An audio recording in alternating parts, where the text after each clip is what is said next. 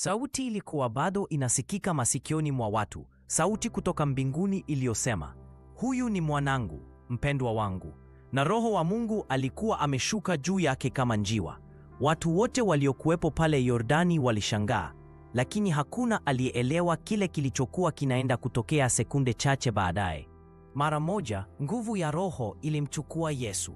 Hakumpeleka kwenye mji wa kifahari wala kumrudisha nyumbani kwao Nazareti.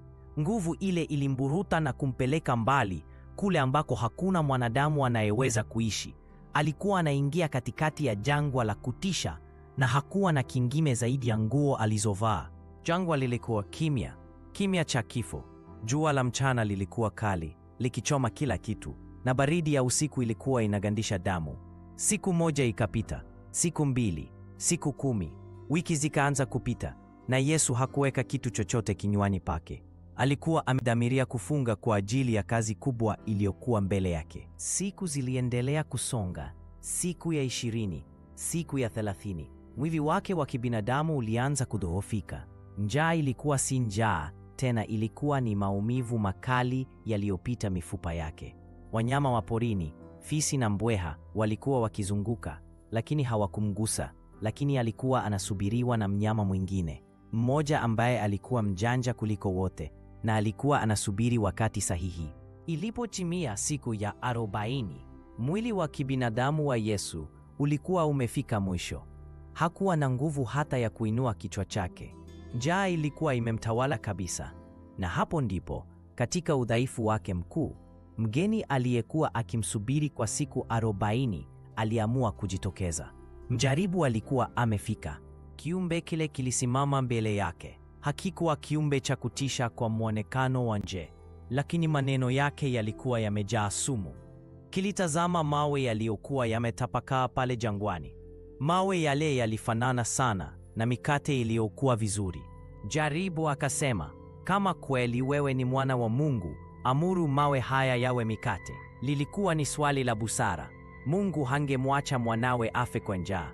Alihitaji tu kutamka neno moja, na maumivu yote ya siku 40 yangekwisha. Njaa ilikuwa inamrarua utumbo. Angekubali. Yesu akiwa amedhoofika, lakini macho yake yakiwa makali, alimtazama yule adui. Akakumbuka maandiko, akamjibu, imeandikwa, mtu haishi kwa mkate tu, ila kwa kila neno litokalo katika kinywa cha Mungu.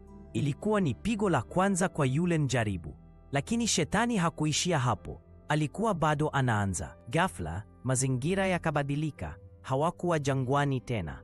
Kwa nguvu ambayo si ya kibinadamu, shetani alimbeba Yesu na kumweka juu, kwenye kilele kirefu cha hekalu takatifu kule Yerusalemu. Walikuwa juu sana, kiasi kwamba watu chini walionekana kama sisimizi. Mjaribu akamwambia, kama kweli wewe ni mwana wa Mungu, jitupe chini kutoka hapa.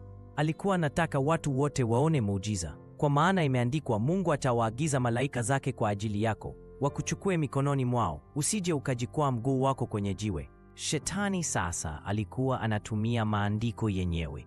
Ilikuwa ni changamoto ya kuonyesha ukuu wake mbele ya watu. Watu wote wangemwamini mara moja. Lakini Yesu alijua kilichokuwa kinafichwa nyuma ya maneno hayo matamu.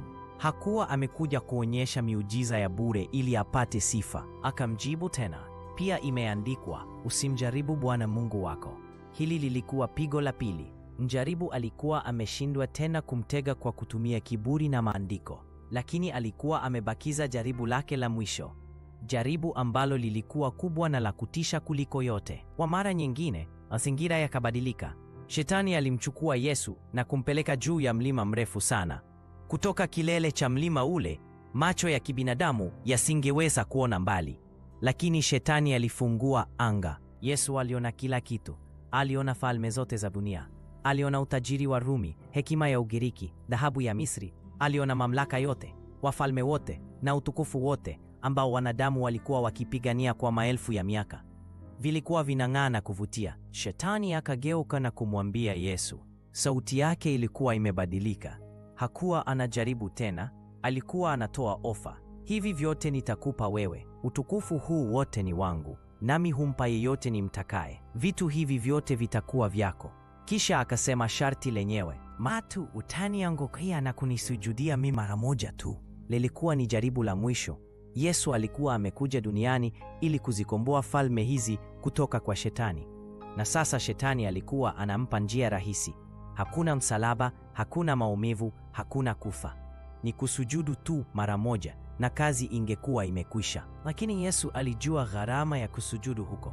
Alikuwa ameona zaidi ya utukufu. Alikuwa ameona utungu na uongo uliofichwa nyuma ya falme hizo. Kwa hasira takatifu, Yesu akapaza sauti yake, "Nenda zako, Shetani. Kwa maana imeandikwa, msujudie Bwana Mungu wako na umwabudu yeye peke yake." Neno hilo lilikuwa zito. Lilikuwa ni agizo. Yule mjaribu, mkuu wa ulimwengu huu, hakuwa na la kusema. Nguvu zake zote zilikuwa zimeshindwa mbele ya neno la Mungu. Ghafla, yule mjaribu akatoweka. Jangwa likabaki kimya, lakini kimya hiki kilikuwa tofauti. Kilikuwa kimya cha ushindi. Yule mkuu wa giza alikuwa amemwacha Yesu, lakini maandiko yanasema alimwacha kwa muda. Pambano kubwa lilikuwa bado halijaisha kabisa. Yesu alikuwa amechoka, alikuwa ameshinda vita, lakini mwili wake ulikuwa bado ni wa kibinadamu. Alikuwa ametoa kila kitu, na pale katikati ya jangwa lile lile la upweke, malaika walishuka kutoka mbinguni. Walikuja kumhudumia, walimletea chakula na kumponya. Lakini hili halikuwa jambo la siku 40 tu. Watu hawakuelewa. Hii ilikuwa siri ya kazi yake yote. Hakuwa ameshinda kwa nguvu zake za kimungu pekee. Alikuwa ameshinda kama mwanadamu. Alikuwa ameshinda kwa kutumia neno na kwa kutegemea nguvu za Baba yake. Alikuwa ameonyesha kwamba inawezekana. Alikuwa amemshinda yule adui pale jangwani, ili aweze kumshinda tena pale msalabani. Ule ulikuwa mwanzo tu wa vita kubwa zaidi, na siri iliyofichika jangwani ilikuwa ndio ufunguo wa ushindi wa ulimwengu wote.